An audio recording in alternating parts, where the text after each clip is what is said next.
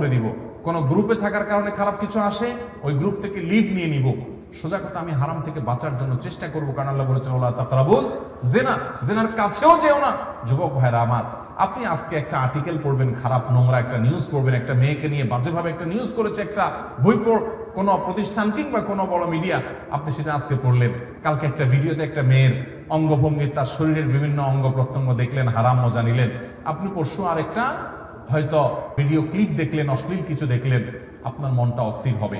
আপনি চোখের জেনা থেকে মনের জেনায় চলে যাবেন, আপনি অনেক জেনায় চলে যাবেন। আপনার বৈবাহিক জীবন ধ্বংস হবে, ঈমান আমল ধ্বংস হবে, আপনি ইবাদতের স্বাদ থেকে বঞ্চিত হয়ে যাবেন। এই জন্য স্মার্টফোন ব্যবহার যারা করবেন, এই গুনাহ থেকে বেঁচে স্মার্টফোন ব্যবহার করা মানুষ এখন সোনার হরিণ হয়ে গেছে। ঠিক না ভাই? ঠিক। আমরা যতগুলো পয়েন্ট বলছি এর মধ্যে সবচেয়ে গুরুত্বপূর্ণ হলো এই পয়েন্টটা। বিদায় মোবাইল ফোনে হারাম কোনো কিছু দেখার ব্যাপারে আমাদের সবচেয়ে বেশি সতর্ক থাকতে হবে, সেটা দেখা থেকে সাবধান, আপনার বিরত থাকতে হবে। আল্লাহ তাআলা আমাদেরকে তৌফিক দান করুন। অনেক যুবকরা আমাদের কাছে প্রশ্ন লেখেন, ভাই আমরা মাস্টারবেশনে আক্রান্ত, হস্তমৈথুনে অভ্যস্ত হয়ে গেছি, বাঁচতে পারি না। এর প্রধান কারণ হলো এই মোবাইল ফোন। আমি বলি যে আপনি মোবাইল ফোনটাকে, স্মার্টফোনটাকে চেঞ্জ করে ফেলেন, একটা বাটন ফোনে চলে যান। 6 মাস আপনি নিজের বিরুদ্ধে নিজে সংগ্রাম করেন, ইনশাআল্লাহ দেখবেন আপনার এই বদভ্যাস এমনি কি হয়ে গেছে, দূর হয়ে গেছে। ভাইরা আমার, আল্লাহ তাআলা আমাদের এই যৌবন সম্পর্কে, সময় সম্পর্কে জিজ্ঞাসাবাদ করবেন। এগুলো বিশ্বাস করেন, আপনার দুনিয়ারও কোনো কাজে আসবে না, দুনিয়ার কোনো কাজে আসবে না, আখিরাতের কোনো কাজে তো আসবেই না। আপনি বলবেন আমি ইনফরমেশন জানতে চাই, আমি তথ্য সম্পর্কে সচেতন হতে চাই। যেই তথ্য আপনার জানা জরুরি, ওইটা আপনি স্ক্রল না করলেও জানবেন, আপনাকে কেউ না কেউ বলবে। অতএব তার জন্য মূল্যবান সময় নষ্ট করা যাবে। আমরা গেমস খেলে নষ্ট করি। ভাইরা আমার, এই গেমস খেলতে গিয়ে মিউজিক শুনতে হয়, চোখের জেনা করতে হয়, মোবাইলের প্রতি আসক্তি তৈরি হয়, নানা রকমের গুনাহ এবং নাজায়েজ কাজে লিপ্ত হতে হয়। এই জন্য মোবাইল ব্যবহারে অতিরিক্ত সময় ব্যয় করা, ইউটিউবে, ফেসবুকে, গেমসে ঘন্টাকে ঘন্টা ব্যয় করা, এটা মোবাইল ব্যবহারের আদবের শিষ্টাচারের খেলাফ এবং গুনাহের কথা। এটা করা যাবে না, নিয়ন্ত্রণ করতে হবে। বেশিরভাগ লোকই মোবাইল ব্যবহার করতে গেলে নিজের টাইমে নিয়ন্ত্রণ করতে পারে না। আল্লাহ তাআলা আমাদেরকে নিয়ন্ত্রণ করার তৌফিক দান করুন। একজন মুসলমান মোবাইল ফোন ব্যবহার করবেন, কিনবেন কেন? তার উদ্দেশ্য কি হবে?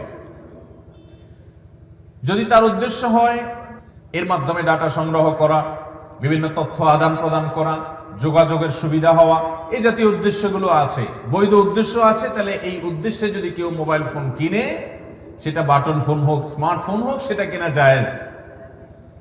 আর যদি কেউ ইবাদতের উদ্দেশ্যে এটা কিনে, কারণ ইন্নামাল আমালু বিন্নিয়াত, আপনি উদ্দেশ্য কি উদ্দেশ্য নিয়ে আপনি কিনেছেন সেটাই দেখার বিষয়। উদ্দেশ্য যদি সওয়াব আহরণ করা হয়, উদ্দেশ্য যদি হয় আল্লাহর পথের মাধ্যমে মানুষকে আহ্বান করা, উদ্দেশ্য যদি হয় এর মাধ্যমে নিজে ইলম অর্জন করা, উদ্দেশ্য যদি এখান থেকে কোরআন তেলাওয়াত করা, ভালো ভালো জিনিসগুলো গ্রহণ করা, হারাম থেকে বেঁচে থেকে এভাবে চলবেন, এই উদ্দেশ্য নিয়ে যদি আপনি করেন, তাহলে আপনার এই মোবাইল ফোন কেনাটা শুধু জায়েজ নয়, বরং ইবাদতে পরিগণিত হবে ইনশাআল্লাহ। আর যদি উদ্দেশ্য হয় বাকাওয়াতি করা, অহংকার করা, যে আমার কাছে এই সেট আছে, আমার কাছে অমুক সেট আছে, এটা অন্য কারোর কাছে নাই, এইরকম অহংকার যদি উদ্দেশ্য থাকে, অহংকার করা যদি উদ্দেশ্য থাকে, যেমন অনেক যুবক ভাইদেরকে দেখবেন এমন ডিভাইস, এমন মোবাইল ফোন কিনছেন উনি, যে এটা হয়তো আশেপাশে কারোর কাছে নাই, মাত্র বের হয়েছে, তো এটা কেনার জন্য সে পাগল পড়া থাকে। অনেক প্রবাসী ভাই আছেন, দেশে আসার সময় এমন সেট কেনার চেষ্টা করেন যে এটা এলাকাতে আর কেউ নাই। উদ্দেশ্য যদি এরকম থাকে যে এটা নিয়ে যখন যাব সবাই বলবে দেখি দেখি, আরে এই সেট তো আগে দেখি নাই, ও তাই নাকি নতুন আসছে, তাহলে নিজের একটা ভাবসাব জাহির হবে, নিজেরকে একটু কিছু কি হনুরে মনে হবে। এরকম অন্য সবার থেকে নিজেকে পৃথক করার জন্য, আলাদা করার জন্য, বিশেষ ব্যক্তি এটা প্রমাণ করবার জন্য, অহংকার করার জন্য, দেখাবার জন্য যদি হয়, তাহলে সেই মোবাইল ফোন কিনলে গুনাহ হবে, নাজায়েজ হবে, এবং এটার কারণে সে আল্লাহর কাছে জবাবদিহিতার মুখোমুখি হতে পারে। কারণ অহংকার করা, গর্ব করা, অন্যদের কাছ থেকে নিজেকে আলাদা করে বিশেষ প্রমাণ করার চেষ্টা করা, এটা মুসলমানের স্বভাব হতে পারে। ভাইরা আমার, তাইলে মোবাইল ফোনের এটার কেনার সময় উদ্দেশ্যের উপরে ভিত্তি করে 3 ধরনের বিধান চলে আসলো। কখনো এটি কিনা জায়েজ, যখন আপনি বৈধ কাজ করার জন্য ব্যবসা বাণিজ্য, চাকরি বাকরি, পারিবারিক আলাপ সালাপ এগুলো করবেন, যোগাযোগ করবেন, ডাটা আদান প্রদান করবেন, আপনার নিছক জায়েজ এবং বৈধ উদ্দেশ্য আছে, তাহলে এটা কিনা আপনার জন্য জায়েজ, সওয়াবও নাই গুনাহও নাই। আর যদি এটা কিনে আপনি কোনো নেক কাজ করবেন সে উদ্দেশ্য থাকে, এটা দিয়ে কোনো ইবাদত বন্দেগী ভালো কাজ করবেন এই উদ্দেশ্য থাকে, তাহলে এটা কেনাটা জায়েজ, শুধু না এটা কেনাটা সওয়াবের কারণও হতে পারে। আর এটা কিনে আপনি হারাম কাজ করবেন, এটা দিয়ে হারাম ফিল্ম দেখবেন, হারাম জিনিস দেখবেন, নেটে আজে বাজে বিভিন্ন জিনিস দেখবেন, এবং বিভিন্ন রকমের মেয়েদের ছবি ছেলেরা দেখবেন, মিউজিক সহ গান শুনবেন, বিভিন্ন নায়িকা গায়িকাদেরকে দেখবেন, এবং বিভিন্ন অপকর্ম করা যায় সেগুলো করবেন। এই রকম উদ্দেশ্য যদি থাকে, অথবা যেটা বললাম উদ্দেশ্য হয়তো সেগুলো নাই, কিন্তু আপনার উদ্দেশ্য হলো আপনি ভাবসাব জাহির করবেন, সবাই থেকে নিজেকে আলাদা করবেন, তাহলে সেক্ষেত্রে এই মোবাইল ফোন কেনাটাই আপনার এই অসৎ উদ্দেশ্যের কারণে আপনার জন্য গুনাহের কারণ হবে। আল্লাহ আমাদেরকে বেঁচে থাকার তৌফিক দান করুন। লিবাসুশ শুহরা, নবী করিম সাল্লাল্লাহু আলাইহি ওয়াসাল্লাম এটি পড়তে নিষেধ করেছেন। লিবাসুশ শুহরা কাকে বলা হয়? যে পোশাক মানুষ কেনেই এই উদ্দেশ্যে যে সবার থেকে আমি আলাদা কিছু হয়ে যাব।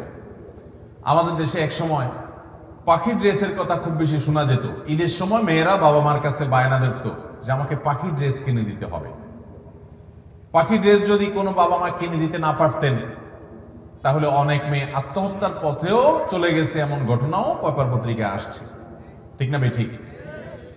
পাখির ড্রেসের প্রতি এত টান, এর কারণ কি? এর কারণের ভিতরে একটা কারণ এটাও যে এটা কেউ কেউ পড়ছে, সবার নাই, তো আমার যদি থাকে তো একটা অহংকার হবে যে আমার কাছে এটা আছে পাখি ড্রেস।